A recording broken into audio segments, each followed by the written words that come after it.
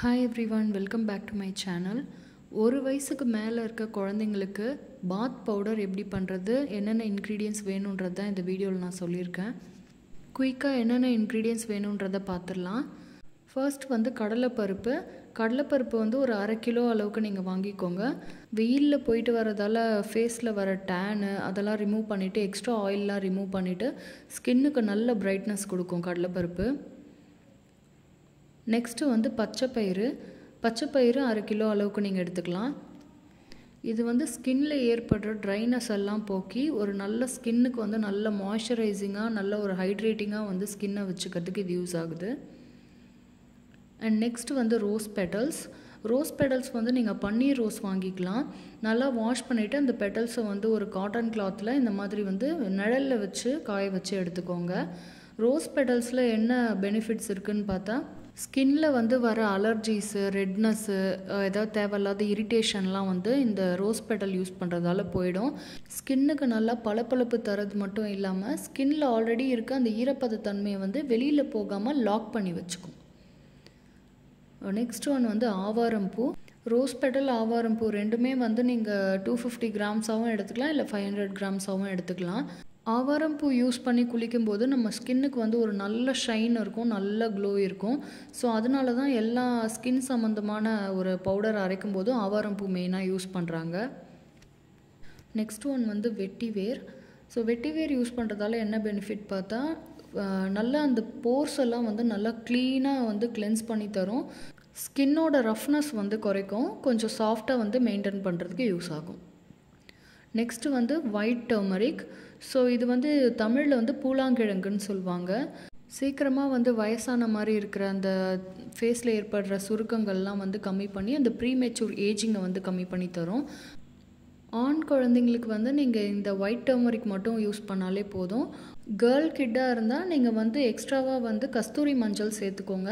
கஸ்தூரி மஞ்சள் போடும்போது பெண் குழந்தைங்களுக்கு ஃபேஷியல் ஹேர் ரிமூவ் ஆகும். ஸோ அதனால தான் அதை பாய் கிட்ஸுக்கு யூஸ் பண்ணுறது கிடையாது, அதை மட்டும் நம்ம ஸ்கிப் பண்ணிக்கிறோம். நெக்ஸ்ட்டு ஆல்மண்ட், பாதாம் பருப்பு. நீங்கள் ஆல்மண்டும் ஒயிட் டர்மரிக் இது எல்லாமே 100 கிராம்ஸில் போட்டாலே போதும். ஆல்மண்ட்ஸில் விட்டமின் இ இருக்குது. ஸோ இது ஸ்கின்னுக்கு ரொம்ப நல்ல பெனிஃபிட் தரும், நல்ல ஒரு க்ளோயிங்காக வச்சுக்கிறதுக்கு, ட்ரைனஸ் எல்லாம் மாய்ஸ்சரைசிங்காக வச்சுக்கும். ஸோ இப்போ நான் சொன்ன எல்லா இன்க்ரீடியன்ஸையும் நல்லா வெயிலில் காய வச்சு ட்ரை பண்ணிக்கோங்க. இப்போ நான் சொன்ன இந்த பாத் பவுடர் இன்க்ரீடியன்ஸ்லாம் நீங்கள் அரைச்ச அப்புறமா இந்த பவுடரை நீங்கள் 1 வயசுக்கு மேலே இருக்க குழந்தைங்களுக்கு தாராளமாக யூஸ் பண்ணலாம். 1 வயசுக்கு கீழே இருக்க குழந்தைங்களாக இருந்தால் வெறும் கடலை மாவோ இல்லைனா பச்சைப்பயிறு மட்டும் அரைச்சி வச்சு தேய்ச்சி குளிப்பாட்டினாலே போதும். ஸோ 1 வயசுக்கு மேலே இருக்க குழந்தைங்களுக்கு நீங்கள் இந்த மாதிரி யூஸ் பண்ணிக்கலாம். தினமும் கூட நீங்கள் இந்த பவுடர் யூஸ் பண்ணி குளிப்பாட்டலாம். நல்ல ரிசல்ட் தெரியும் குழந்தைங்களுக்கு. அவங்களோட ஸ்கின்னில் நல்லா விசிபிளாக நம்மளால் பார்க்க முடியும். தினமும் இல்லைனா வீக்லி 2 or 3 கண்டிப்பாக இதை யூஸ் பண்ணி பாருங்கள். ஈவன் நம்ம பெரியவங்க கூட இதை யூஸ் பண்ணி குளிக்கலாம். ஃபேஸில் சோப்புக்கு பதிலாக இதை நீங்கள் ஒரு 1 month கண்டினியூஸாக யூஸ் பண்ணிவிட்டு உங்கள் ஃபேஸை பாருங்கள். கண்டிப்பாக விசிபிளாக உங்களால் உங்கள் ஃபேஸில் நிறைய சேஞ்சஸ் பார்க்க முடியும்.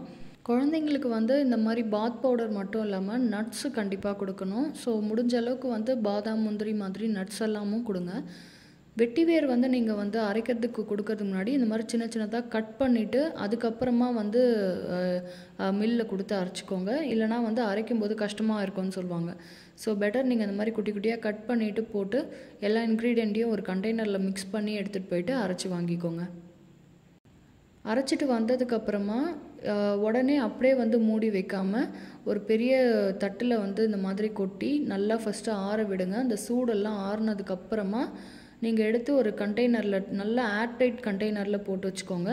அப்படி இல்லைன்னா ஒரு நல்ல பாலித்தீன் கவரில் போட்டுட்டு அதுக்கப்புறம் அந்த கவரோடு சேர்த்து ஏர்டைட் கண்டெய்னரில் வச்சு யூஸ் பண்ணுங்கள். நீங்கள் இந்த பவுடரை ஃபேஸ்க்கு, உடம்புக்கு யூஸ் பண்ணும்போது நார்மல் வாட்டரில் குழச்சும் யூஸ் பண்ணலாம். அப்படி இல்லைனா அரிசி வடித்த, சாதம் வடித்த கஞ்சி தண்ணியில் கூட மிக்ஸ் பண்ணி யூஸ் பண்ணலாம். நல்லாயிருக்கும், ஸ்கின் க்ளோயிங்காக இருக்கும்.